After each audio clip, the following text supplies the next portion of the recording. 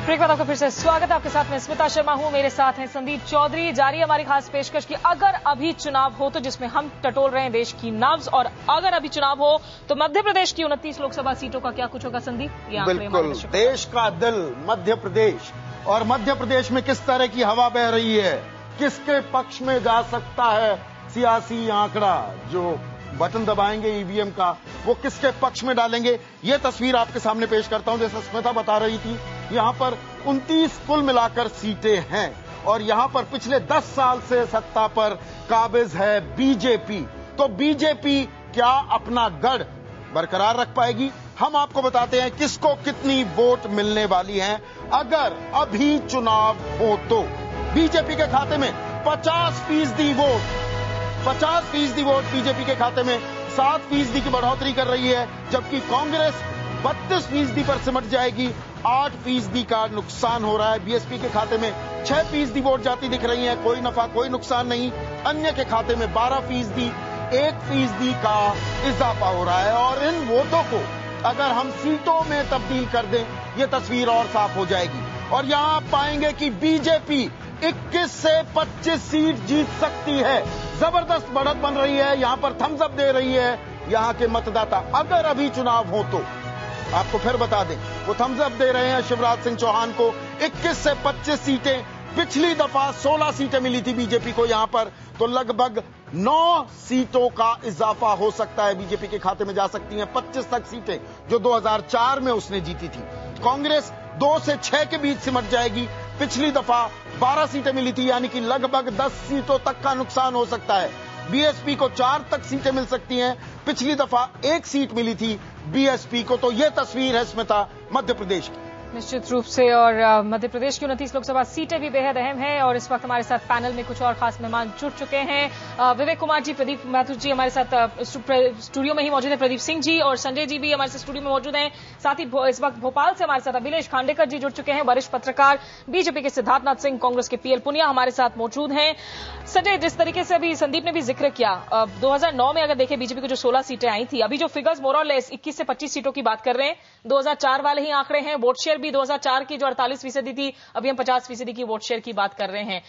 क्या लग रहा है कि मतलब सरकार वापस से शिवराज की बन रही है, लेकिन फिगर्स वापस से 2004 वाले आ रहे हैं, ये वापस से वही बेस्ट परफॉर्मेंस के तौर पे देखा जाए? मेरे समझ से एक तरह से बीजेपी का अपने आप में एक सबसे बेहतर प्रदर्शन होने जा रहा है मध्य प्रदेश में, जो हमारे आंकड़े बता रहे हैं। आप देखें, बीजेपी और कांग्रेस के बीच में जो फासला है, बहुत बड़ा फासला है, 18% का फासला है।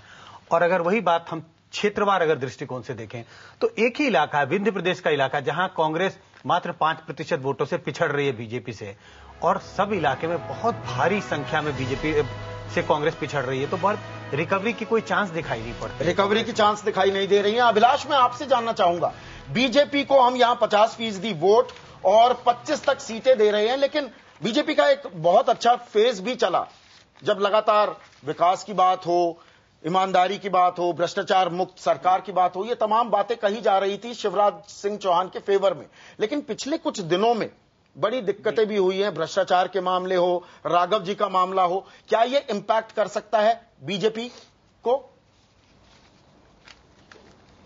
देखिए, लोकसभा चुनाव में अभी समय है, लेकिन उसके पहले मध्य प्रदेश में विधानसभा चुनाव होने वाले हैं, और उसमें जिस तरीके का चित्र हमें दिख रहा है, उसमें कोई बहुत आशा बांधने की जरूरत नहीं है।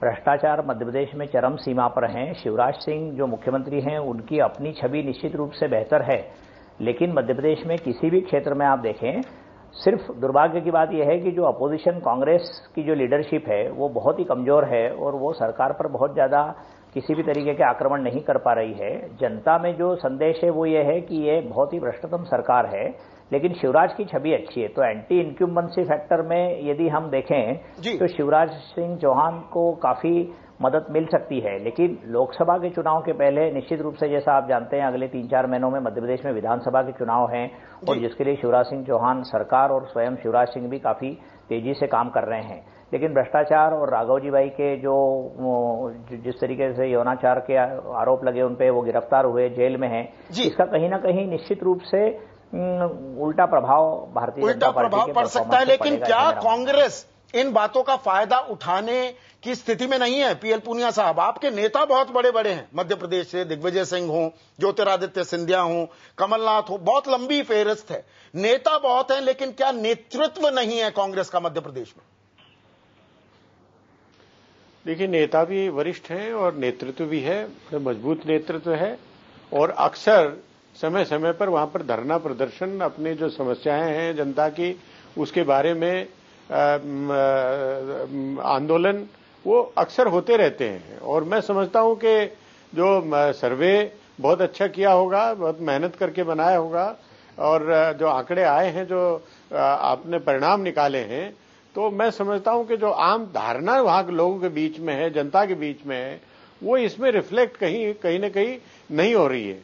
उसी तरह से है जैसे सर्वे के हिसाब से, जो इंटेलिजेंस इनपुट के हिसाब से, जैसे 2004 में एनडीए की सरकार थी, उन्होंने 6 महीने पहले चुनाव करा दिया था और घर बैठ गए थे। तो इसी तरह से बहुत रिलायबल नहीं कहा जा सकता, और ये मैं सहमत हूं इस बात से। कई बार अभी तो विधानसभा के चुनाव, विधानसभा के चुनाव कहा सर्वे के बारे में, सीएसडीएस ने कोई पहली बार सर्वे नहीं किया है, पहले भी ये 50 साल पुरानी संस्था है, पहले भी सर्वे करती रही है, और आज भी ये सर्वे किया। कहा कि बड़ी मेहनत की होगी, तो इसमें आप नाराज क्यों हो रहे हैं? कुछ बनाया नहीं, बड़ी मेहनत की होगी, इसके कुछ किया होगा। लेकिन आप इस बात पर तो नहीं हो रहे हैं कि हवा आपके फेवर में बहती नहीं दिख रही है मध्य प्रदेश में? नाराजगी इस बात की तो आप बात नहीं कर सकते कि मैं आपसे ही सहमत हूं। मैं अपने विचार रखना चाहता हूं, मेरे विचार आप मांग रहे हैं तो मैं विचार रख रहा हूं। ये नहीं है कि आप जो कहें वही मैं बोलने लगूं, ये मेरे लिए संभव नहीं। बिल्कुल, ये तो कहना चाह रहा था। देश में लोकतंत्र है पुनिया जी, और अभी पुनिया जी, देश में लोकतंत्र है, सीएसडीएस ने मेहनत की है, आप लोग धरना प्रदर्शन करने में मेहनत कर रहे हैं, लेकिन सिद्धार्थनाथ सिंह, जिन खामियों का अभी कहीं ना कहीं जिक्र कर रहे थे अभिलाष की, अभी जो जमीनी जो एक माहौल है, हवा है, वो अलग है। आपको लगता है कि आपके विधानसभा चुनावों के नतीजे और लोकसभा चुनावों में माहौल अलग देखने को मिलेगा? के चुनाव में जो शिवराज सिंह चौहान, मुझे नहीं लगता कि इसमें कोई अंतर दिखेगा कि आम आदमी की उपेक्षा है। ये स्मिता जी, मुझे बोलना है या किसी और को बोलना है? आप इसे पूछ रही हूँ। हाँ, तो धन्यवाद होएगा कि वो शांत हो जाएंगे। तो दोनों में कोई अंतर नहीं दिखेगा, क्योंकि वहां पे सुशासन दिया गया है, और राघव जी वाला जो जिक्र बार बार कर रहे हैं, उस पर कार्रवाई किस प्रकार से करी गई है या नहीं करी गई, वो भी जनता देखती है, और तुरंत करी गई है। तो ये चीजें भी देखी जाती है। ये नहीं करा गया जो केंद्र में भ्रष्टाचार हुआ, प्रधानमंत्री के कार्यालय से वहां तक कि एफिडेविट भी चेंज किया जा रहा था सुप्रीम कोर्ट में, ये भी जनता ने देखा है। तो ये सब चीजों का आकलन होता है। उसके बाद एक लीडरशिप का होता है। लीडरशिप भी आप आज भी देख लेंगे तो शिवराज जी को कोई बीट नहीं कर सकता। तो लीडर आपके शिवराज है वहां पर कि मोदी फैक्टर काम कर रहा है? ये मोदी फैक्टर काम कर रहा है कि शिवराज फैक्टर काम कर रहा है? देखिए, जब आप लोग नहीं, शिवराज जी का तो है ही है। जब आपका उत्तर प्रदेश में मुलायम सिंह या अखिलेश यादव क्या जो कुशासन है वो काम करेगा, तो शिवराज जी का सुशासन भी काम करेगा। ये सवाल हमने लोगों से भी पूछा, इस पर आपकी मैं टिप्पणी चाहूंगा। लोगों की राय क्या है? सवाल ये, क्या शिवराज होंगे मोदी से बेहतर प्रधानमंत्री? ये मध्य प्रदेश के मतदाताओं से हमने सवाल पूछा। सभी वोटर कहते हैं कि 28% कहते हैं कि नरेंद्र मोदी बेहतर प्रधानमंत्री होंगे। बीजेपी समर्थक जो हैं उनसे राय मांगी, 36% बीजेपी समर्थक कहते हैं नरेंद्र मोदी बेहतर प्रधानमंत्री होंगे। जबकि शिवराज सिंह चौहान के बारे में सभी वोटरों की बात करूं तो 49% कहते हैं वो बेहतर प्रधानमंत्री होंगे, और 51% बीजेपी समर्थक कहते हैं कि शिवराज बेहतर प्रधानमंत्री उम्मीदवार होंगे। ये मध्य प्रदेश के लोगों की राय है। और इनफैक्ट संदीप, जो अगर सिर्फ एक आंकड़ा ये ऐड कर दे सके हम कि शिवराज और दिग्विजय की सरकार की जो कंपेयर किया था हमने, शिवराज सरकार के 10 साल को 75% वोटर बेहतर मान रहे हैं दिग्विजय सरकार से, यानी कि शिवराज का सुशासन का डंका ज्यादा पीटता हुआ नजर आ रहा है। कि संदीप, नरेंद्र मोदी बड़े या शिवराज बड़े मध्य प्रदेश में? सिद्धार्थ, सीधा सवाल। देखिए, शिवराज जी मध्य प्रदेश के मुख्यमंत्री, एक अच्छा सुशासन दे रहे हैं, एक अच्छा मुख्यमंत्री हैं, और वहां की जनता जब पूछेंगे तो उनकी लोकप्रियता जो है वो तो दिख ही रही है सामने। तो नरेंद्र मोदी का हम उसका स्वागत करते नहीं को तैयार नहीं, हमें कोई, अरे वो उसका जवाब शिवराज जी दे चुके हैं, उसको मुझे रिपीट करने की आवश्यकता नहीं है। जितना भी मीडिया उसका प्रयास कर ले, हम उसमें हमें पता है कि कौन नेता है कौन नहीं है। लेकिन हमें इस चीज की, स्मिता जी, बड़ी खुशी है कि आपका सर्वे हमारे एक अच्छे मुख्यमंत्री और जो मध्य प्रदेश के उनका डंका वहां पे है, और इसका ये मतलब है कि वहां की जनता शिवराज जी को फिर से चुनना चाहती है। बिल्कुल उनका सिद्धार्थनाथ सिंह, आपको तो ऐसा नहीं लगता हमने आंकड़े बनाए हैं, हमने सर्वे किया है?